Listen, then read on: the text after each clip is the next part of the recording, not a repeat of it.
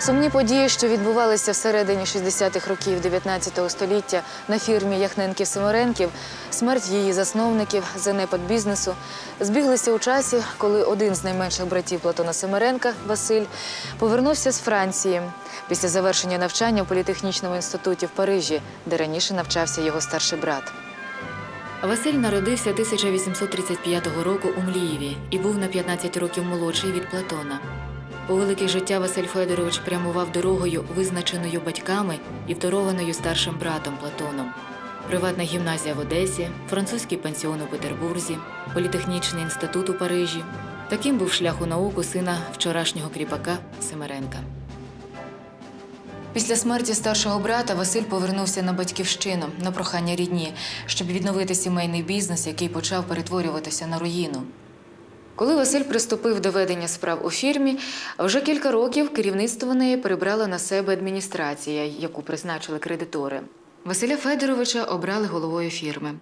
Проте врятувати її і повернути колишню славу було неможливо.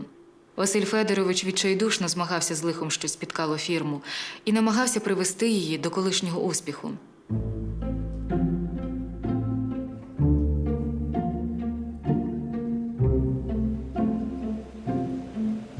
А 1873 року він зрозумів марність своїх зусиль і залишив посаду голови адміністрації, відмовившись від своєї частини спадщини. Із важким серцем та сумними спогадами він залишає свій рідний Мліїв.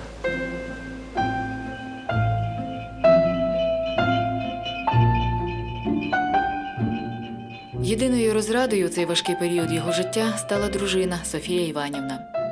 Батько Софії Іван Альбрант походив із аристократичної родини, яка емігрувала з Франції під час Великої французької революції.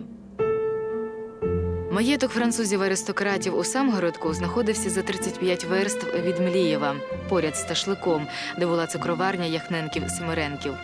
У справах фірми Василь Симиренко часто бував у Ташлику. Познайомився з Альбрантами і став до них вчащати. Старий Альбрант радо вітав його і казав, що Василь Федорович на голову розумніший від усіх околишніх панів. Звичайно, французького аристократа приваблювала досконала французька мова і знання французької культури, якими володів молодий інженер. Василь Федорович дуже скоро відчув, що у Самгородок він поспішає не стільки у справах фірми, скільки до молодшої дочки Альбранта Софії. Його причарувала краса дівчини, привабила незалежність її думок, освіченість, жвавість та емоційність її вдачі.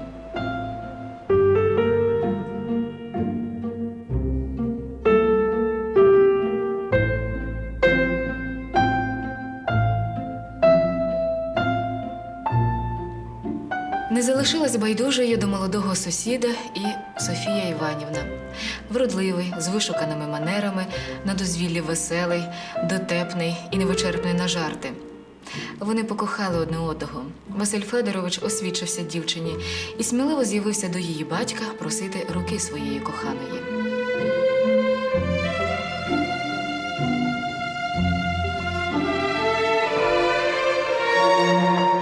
Яким же був його подив, коли Альбрант відмовився благословити цей шлюб? Ошелешено дивився молодий чоловік на старого аристократа. Невже перед ним, піднявши гордо голову, стояв ліберал, який посварився з усіма сусідами, захищаючи права селян після 1861 року, року відміни кріпацтва. Я, вигнанець, постраждалий від Марата і Д'Антона і усяких якобінців, і якийсь кріпак з Млієва? Ні, і ще раз ні. Такий шлюб – це мезальянс. Закохані були у відчаї. Проте Софія не скорилася в волі батька. На допомогу прийшла сестра Софії – Ольга. Вона мешкала з чоловіком на хуторі Оріхівщина, що на Полтавщині. Достеменно невідомо, кому спав на думку таємний шлюб. Та скоріше за все це була ідея емансипованих сестер-францужинок. Навряд чи в голові вихованого в атмосфері християнських звичаїв Василя Симиренка міг народитися подібний план.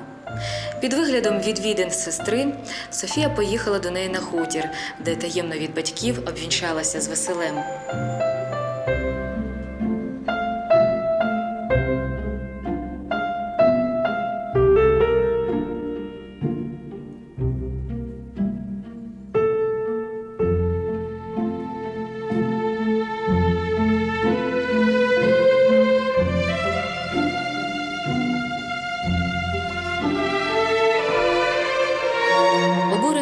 Альбрант відцурався непокірної доньки і навіть не читав її листів, в яких Софія просила вибачення.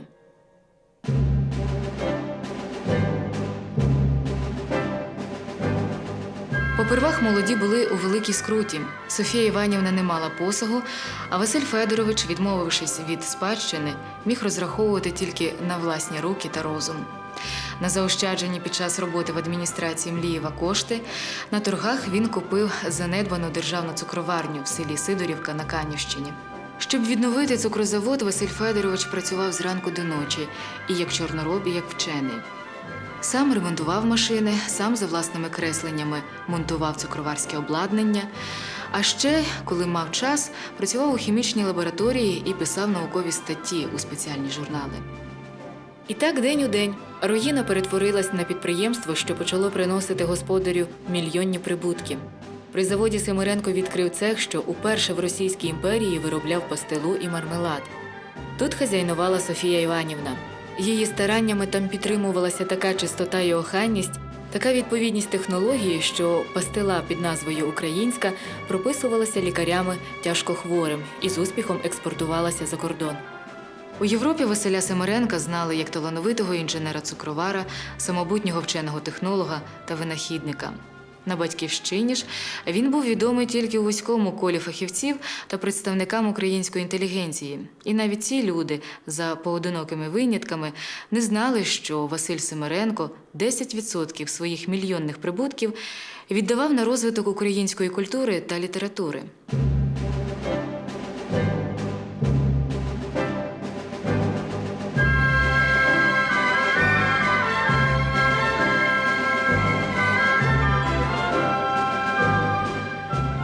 За кілька років підприємець Василь Семеренко міцно став на ноги. Старий Альбрант згадав відвідини зятя, його корисні поради, чемне поводження і зрозумів, що помилився. Він відчув, що йому бракує ласки улюбленої доньки, і статечності та виваженості її чоловіка. І стосунки між молодим подружжям і батьками Софії було відновлено. Не маючи власних дітей, Семеренки стали духовними батьками багатьом діячам мистецтва. У 1880 році Василь Семеренко від себе та Софії Іванівни видав доручення давньому приятелю, професору Київського університету Володимиру Антоновичу. Цим документом Семеренко уповноважував друга фінансувати усі почини, які київська громада вважала вартими допомоги. Уповноважую вас відкривати поточні рахунки, підписувати чеки із поточних рахунків, гроші отримувати. Я і довірителька моя вам вірить, сперечатись і суперечити не будемо. Василь Федорович Семеренко. Перелічити усі благочинні справи, що були у різні часи зроблені Семеренками, неможливо. Всі благодіяння робилися так, що ім'я його залишалося десь у тіні. І багато хто навіть не знав, хто цей пожертвувач. Знали цього благодійника під іменем Хорса. Вислів «Хорса засіяв» був рівнозначний тому, що на нову літературну, культурну та громадську справу було дано значні кошти.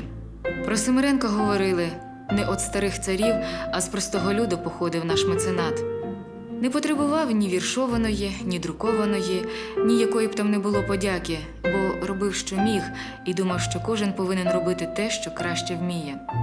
Василь Семеренко склав заповіт, за яким усе його майно, що оцінювалося у 10 мільйонів карбованців, після смерті Софії Іванівни повинно було піти на потреби української культури. 1895 року Василь Федорович разом з дружиною перебрався до Києва, щоб повністю присвятити своє життя справі меценатства. Статечний будинок по вулиці Трьохсвятительській, 23, нині Десятинній, стає осередком культурного життя Києва.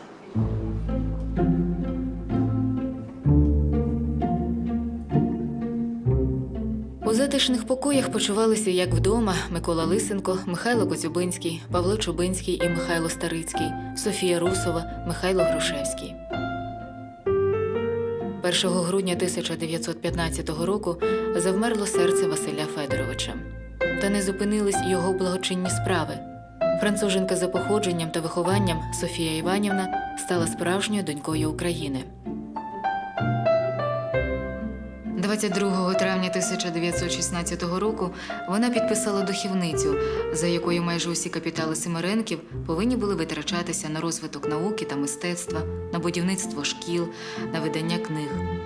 Головним її заповітом було заснування у Києві університету імені Василя Федоровича Симиренка. Не судилося. Настали часи і події, які могли знову відкинути рід Симиренків до часів кріпацтва. А в країні сталася революція.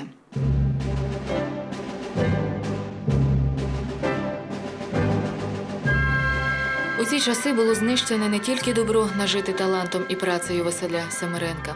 Потерпіла і друга гілка цього славетного роду – нащадки Василевого старшого брата Платона. 1920 року у власному будинку був розстріляний племінник Василя Симиренка, видатний вчений-помолог Левко Платонович. Помолог – це той, хто займається наукою про селекцію плодів.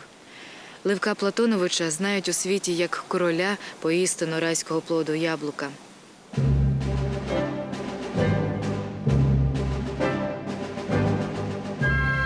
Левко народився 1855 року на Платоновому хуторі, недалеко від Млієва, де мешкали його батьки Платон Федорович і Тетяна Іванівна Симиренки. Після закінчення із золотою медаллю Одеської приватної гімназії КНЕРІ у 1873 році він стає студентом природничого відділення фізико-математичного факультету Київського університету. Очевидно, бунтарський козацький норов і природна незалежність духу була притаманна усім Симиренкам, незважаючи на їхні статки. На той час, в кінці 19 століття, у царській Росії з'являється безліч революційних гуртків. Але Левко ще й наслідує традиції роду, як український патріот.